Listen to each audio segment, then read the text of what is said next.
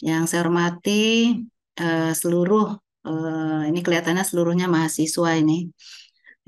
Mahasiswa FKK UGM ya, FKKMK UGM. Eh, Syukur alhamdulillah hari ini kita bisa eh, bertemu. Kelihatannya hari ini yang dikupas Gunung Kidul nih ya, seperti eh, UKBM-nya, upaya kesehatan yang berbasis masyarakat.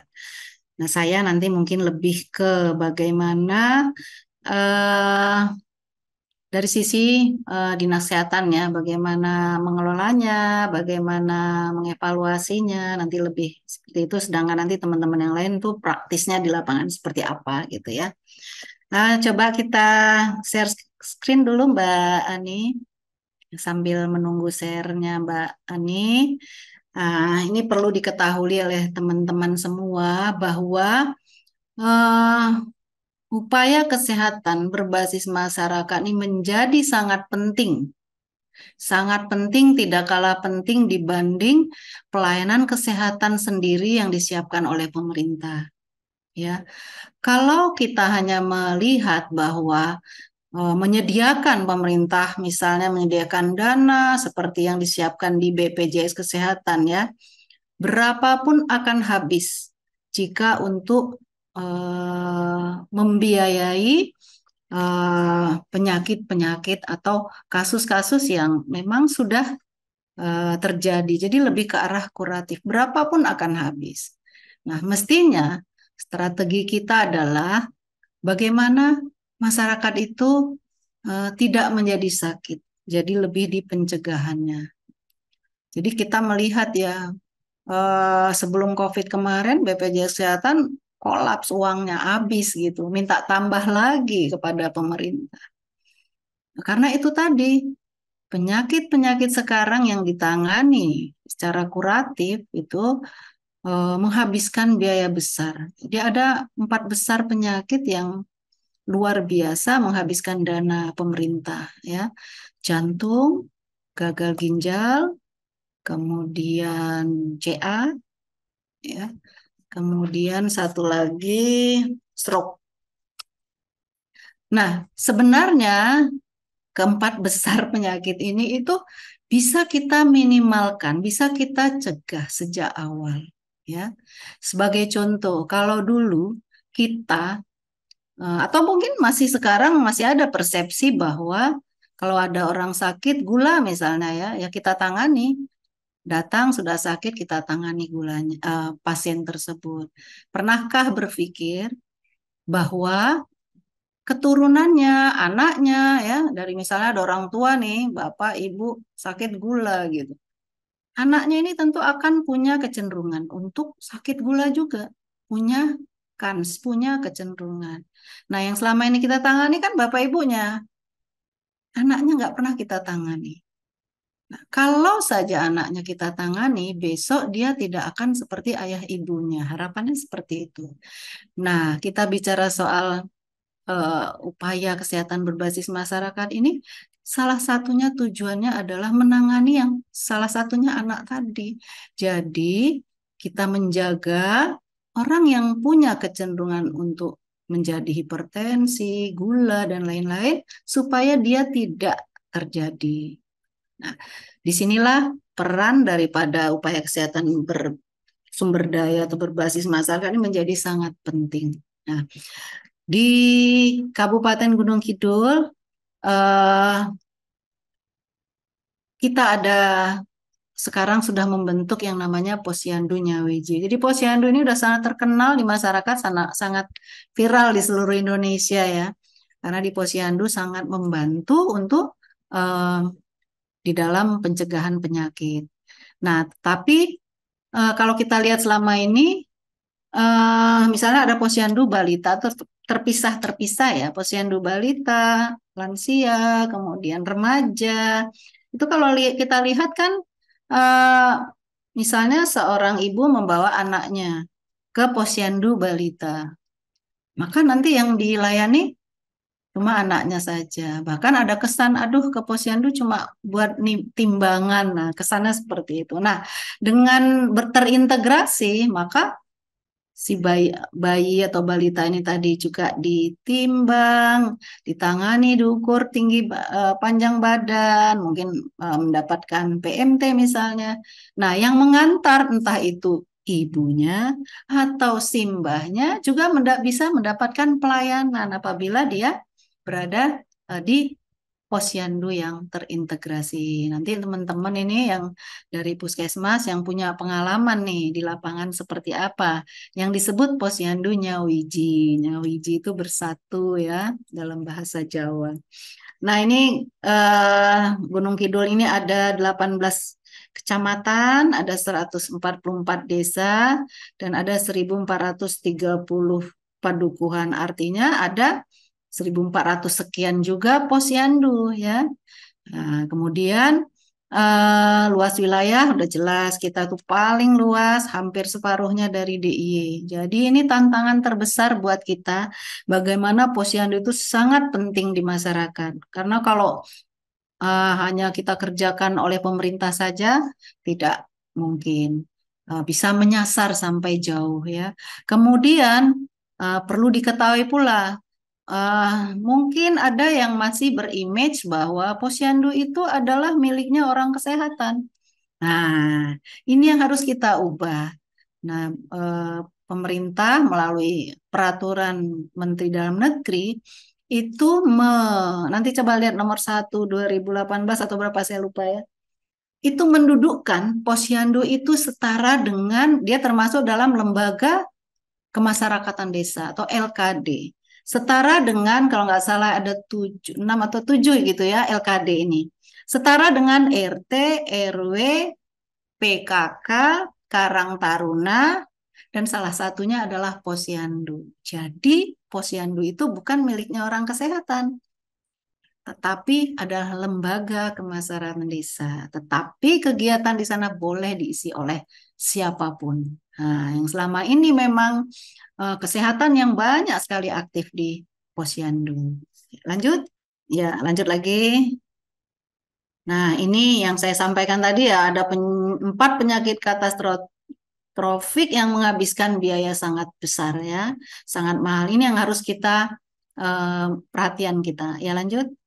Nah, kita juga harus melihat nih, SPM kita ini kan distandarisasi oleh pusat, itu ada 12 indikator, ini harusnya 100%. Tapi sampai sekarang kan kita masih belum bisa mencapai itu. Memang berat sekali ya ini 12 indikator ini. Misalnya pelayanan kesehatan ibu hamil.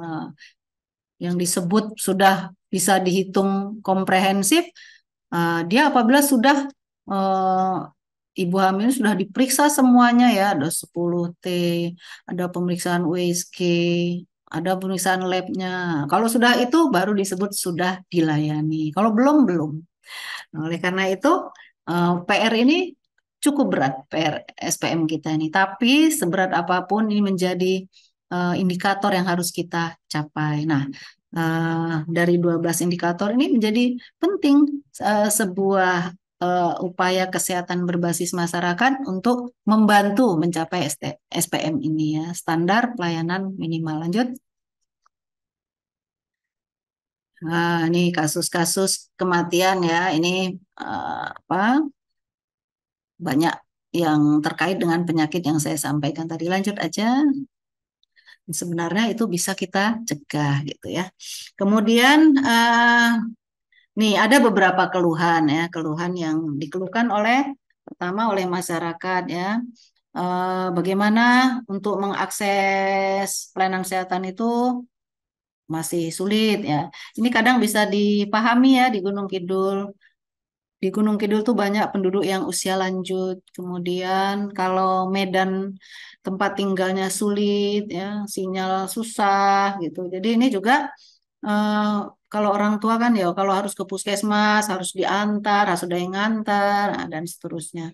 Ini menjadi masyarakat wah terlalu jauh nih ke puskesmas, misalnya seperti itu ya. Kemudian sistem rujukan, ya mungkin sistem rujukan sekarang kan harusnya online. Nah, belum tentu tuh sinyalnya bagus. Nah, itu menjadi kendala. Kemudian dokter jaga tidak ada, karena dokter di Gunung Kidul tidak 24 jam untuk puskesmas untuk puskesmas ya. Kalau puskesmas rawat inap pun yang jaga perawat, dokter tidak ada yang jaga. Kemudian jam layanan mungkin sekarang sudah mulai bagus jam layanan, apalagi sekarang sedang di survei akreditasi. Insya Allah jam layanannya sudah semakin baik ya. Dan waktu tunggu, nah waktu tunggu ini mungkin di kota itu kalau sudah antrinya panjang itu masyarakatnya udah ngeluh tuh ya. Nah, tapi di Gunung Kidul mungkin ada yang ngeluh, tapi ada juga yang barangkali dengan antri bisa berkomunikasi dengan warga yang lain. Kadang-kadang bisa reuni gitu ya, ketemu dengan warga desa lain gitu. Jadi kadang-kadang justru menikmati, ada yang menikmati antrian itu ya. Nah, tapi semua puskesmas dan rumah sakit sebenarnya sudah menyiapkan antrian online. Nah, spesifik Gunung Kidul, seperti di rumah sakit ya, sudah menyiapkan sebenarnya antrian online pakai aplikasi. Gak ada yang pakai, nggak ada yang mau pakai. Kemudian diturunkan dikit, pakai WA. Itu juga terbatas. Nah, ternyata setelah dilihat-lihat kayaknya nih masyarakat Gunung Kidul lebih senang ketemu. Nanti bisa berbincang-bincang dengan sesama pasien yang lain ya. Kemungkinan seperti itu.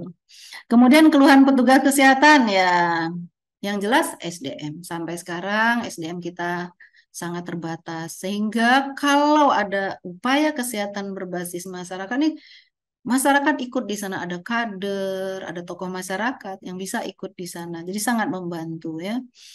Kemudian oke, yang lain kira Sarpas apa sekarang sudah mulai dipenuhi pemerintah ya. Sekarang insya Allah sudah lebih bagus. Kemudian kalau pemegang program ya kadang-kadang ngerjain kerjanya sendiri, nggak ngajak yang lain misalnya ya. Nah, ini yang sekarang terkoordinasi ini sudah mulai artinya sudah lebih baik sekarang. Bekerja itu dengan terintegrasi, kolaborasi, dan salah satunya Posyandu Nyawiji inilah kolaborasi dan integrasi. Ya, lanjut. Nah, ini sumber daya yang ada di Gunung Kidul. Kita ada eh, rumah sakit pemerintah itu ada 2, rumah sakit swasta ada 7, jadi ada tambah satu lagi ya. Puskesmas itu ada 30, 14 rawat inap dan 16 rawat jalan. Ya, Pustu lebih kurang 100, walaupun sekarang sudah banyak yang rusak, ini gara-gara COVID ya. Ya, lanjut. Nah, ini jumlah tenaga kesehatan yang ada di puskesmas. Kalau melihat gini, ya, sedikit sekali ya, puskesmas 30 berarti dokter giginya setiap puskesmas hanya ada satu-satu gitu ya. Nah, dokter umum paling ada 2, paling banter ada beberapa puskesmas 3 gitu, sangat kurang ya. Yang lain juga demikian. Lab ya juga pas-pasan ya. Nah, ini situasinya seperti ini ya, intinya SDM terbatas. Lanjut. Ya, ini posyandu kita lebih dari 1.400. Jadi ini yang harus kita tangani. Ya, lanjut lagi. Nah, ini alat-alat yang ada di Gunung Kidul ya. Nah, sekarang pemerintah sudah semakin menambahkan. Posyandu-posyandu itu sudah ditambah buat alat screening ya, alat-alat. Kemudian kalau dulu ngukur panjang badan nih pakai Medlin. Medlin tuh itu loh yang untuk jahit itu. Hampir semua punya Medlin itu ya untuk ngukur jahit, ngukur pinggang, lengan gitu ya. Masa itu untuk diukur ke bayi untuk melihat stunting atau enggak. Kan alatnya sangat tidak terstandar. Nah, sekarang sudah mulai dipenuhi dengan infantometer dan lain-lain. Ya, jadi ini yang ada sekarang. Tapi sekarang sudah dipenuhi, ditambah terus. Lanjut. Nah, indikator nasionalnya ini adalah posyandu aktif. Jadi pemerintah sangat berpegang bahwa posyandu sangat dibutuhkan untuk bagaimana kesehatan masyarakat bisa promotif dan preventifnya jalan karena dijadikan indikator nasional ya, posyandu aktif. Dan ada lagi nih kalau kita di kabupaten adalah kelurahan sehat. Nah, jadi ini juga puskesmas yang menyelenggarakan kelurahan sehat. Itu ada indikator-indikatornya. Ya lanjut, lanjut lagi. Nah, ini gambaran umum ya. Posyandu itu ya syarat-syaratnya seperti ini ya. Dibentuk atas keperluannya masyarakat, kebutuhannya masyarakat. Jadi bukan puskesmas yang butuh, bukan dinas kesehatan yang butuh ya. Kemudian ditetapkan ada peraturan desa ya, eh, bahwa ini posyandu ini eh, namanya ini, alamatnya ini, bukanya itu ada. Ada pengurusnya semua dari eh, wilayah setempat ya. Jadi seperti ini kira-kira buka minimal 1 bulan 1 kali. Lanjut. Nah, ini pengorganisasiannya ada seperti ini. Tapi tergantung, ada juga pos ini kan anunya pakemnya ya, tapi bisa ditambah bidang lainnya seperti apa. Lanjut. Nah, yang sekarang sedang kita bangun adalah Posyandu Nyawiji. Di pos pelayanan terpadu di tingkat padukuhan yang mana mengintegrasikan promotif, preventif, kuratif, tapi kuratifnya terbatas, tidak semua bisa dilakukan di sana, dan rehabilitatif. Dengan sasarannya adalah siklus hidup dari mulai ibu hamil, jadi si anak masih di dalam perut, sampai lansia. Itu sasarannya.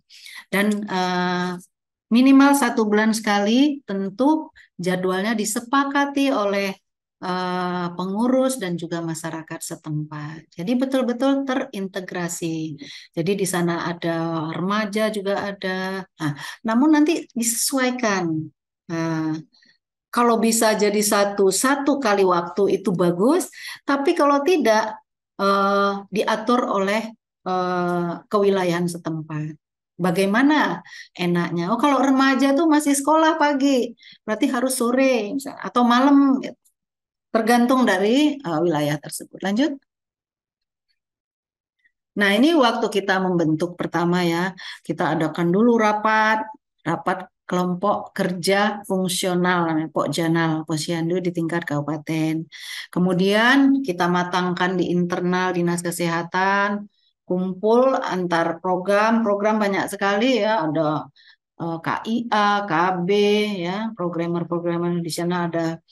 Kalau yang penyakit tidak menular ada hipertensi, DM, P2, PTM, semua kita kumpul. Kemudian menyusun panduan. Nah, kita sudah punya panduannya supaya Posyandu Nyawiji ini bisa berjalan sesuai panduan yang kita buat.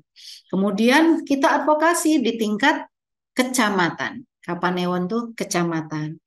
Jadi Pak Lurah ya harus tahu, Pak Camat harus tahu, stakeholder yang di sana harus tahu, KUA, kemudian pendidikan yang ada di sana. Pokoknya stakeholder di sana harus kita advokasi ya. Kemudian di launching di tingkat kabupaten waktu itu kita adakan di Ngingrong kita adakan di sana. Setelah itu kita lakukan bintek. Jadi petugasnya pun harus paham sesuai panduan yang sudah kita buat tadi. Kita bintek mereka ya. Kemudian puskesmas juga kita itu tadi puskesmas juga kita bintek. Puskesmas membintek lagi kader-kader yang ada di sana. Baru di tiap puskesmas melaunching. Waktu itu kita minta setiap puskesmas itu punya minimal 1. Nah, minimal 1. Nanti kalau ini sudah jalan bagus, kita kembangkan lagi posyandu-posyandunya yang lain ya. Nah, kemudian eh, kita lakukan bintek kader ya. Bagaimana menggunakan aplikasi Smart Health Mobile. Nah, ini satu hal yang sangat bagus. Kita juga harus berpikir IT ya. Jadi kader itu kita latih. Jadi hasil dari pelayanan di Posyandu Nyawiji ini dimasukkan dalam Smart Health Mobile di aplikasi itu. Sehingga nanti di aplikasi itu kita bisa melihat bagaimana kondisi kesehatan yang kita screening tadi di wilayah tersebut. Nah, itu nanti menjadi langkah kita ke depan harus bagaimana. Jadi nggak akan kelihatan hijau, kuning, eh, berapa yang hipertensi, seperti itu. Jadi kita bisa nanti untuk tindak lanjutnya. Lanjut. Nah, ini di SK-kan, jadi ada 33 posyandu Nyawiji, di mana kita punya 30 puskesmas ya. Jadi ini kenapa 33? Nah, ternyata Pak Arief itu pingin semua kalurahannya itu punya posyandu Nyawiji. Maka di tempat beliau lebih dari satu. Nah, jadi kita punya 33 posyandu Nyawiji yang mana ini semua dilaunching oleh Puskesmas. Betul-betul setelah itu dilakukan pengelolaannya dengan baik. Tentu semua sangat harus komprehensif di sana. Dengan Pak Lurah harus baik, Pak Duku harus baik, kader semua terlibat, tokoh masyarakat di sana, sehingga Posyandu Nyawiji ini bisa berjalan dengan baik. Ya, ya lanjut. Nah, sebenarnya tidak terlalu berbeda ya sistem posyandunya. Tetap ada 5 meja ya. Nah, tapi di dalamnya itu yang dia bertambah. Misalnya kalau posyandu yang dulu nggak ada screening ya. Screening itu misalnya pemeriksaan gula darah. Mungkin ini beda-beda setiap posyandu ya. Pemeriksaan kolesterol, asam urat, dan lain-lain.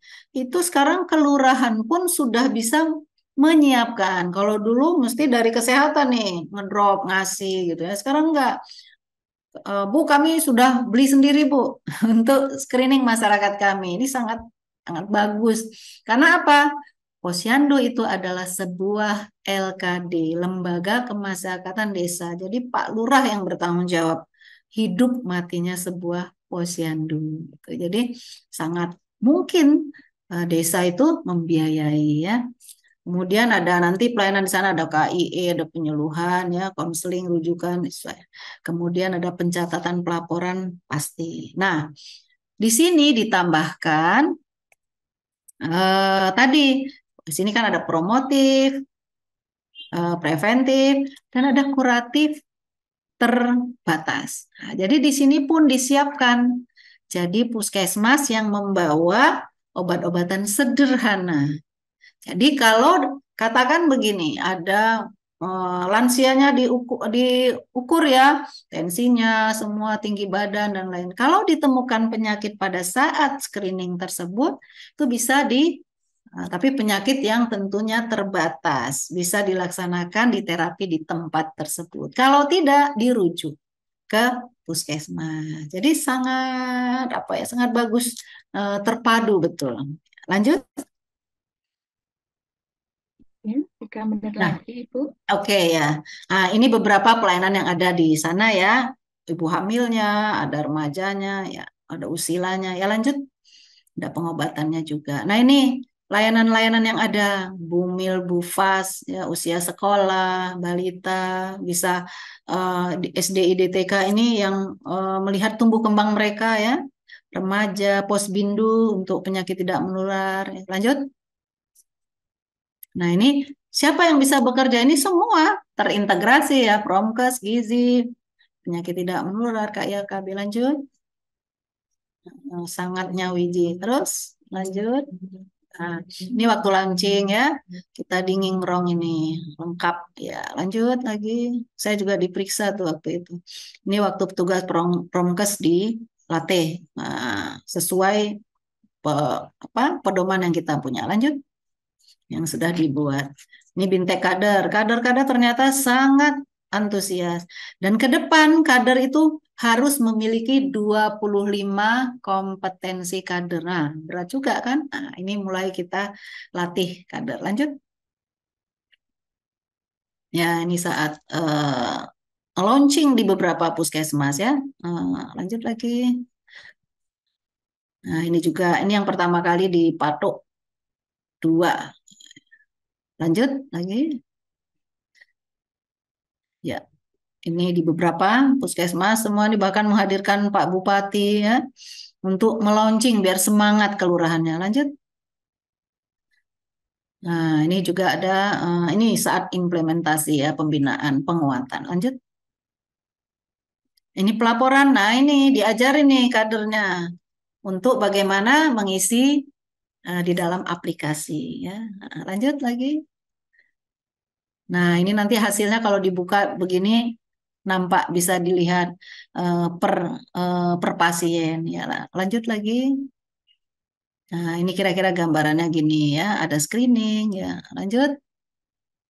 Nah, ini nanti ada hijau, kuning, merah ini sebagai ini tanda ini ya.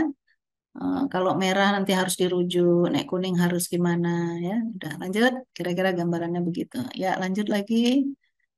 Nah, evaluasi tentu dilakukan oleh baik oleh masyarakat sendiri, tapi kita Dinkes juga ya untuk melihat bagaimana jalannya Posyandu Wiji ya.